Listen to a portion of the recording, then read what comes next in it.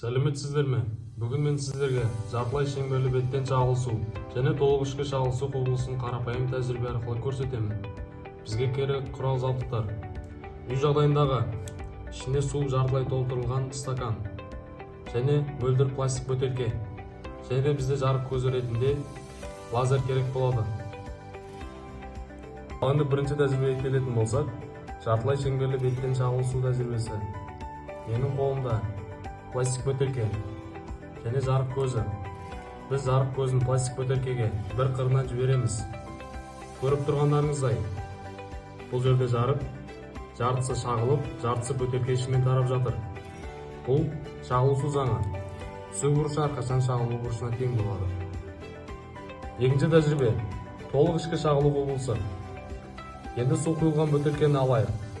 Оның ішіне лазер сәулесін жібергенде, жарық бөтелкенің ішінде бірнеше рет айналып, шағылып, сыртқа шықпай таралады.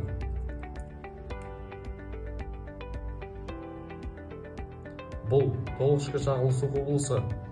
Ол тығыз ортадан сирек ортаға өткенде және түсу бұрышы шектік бұрыштан үлкен болғанда байқалады.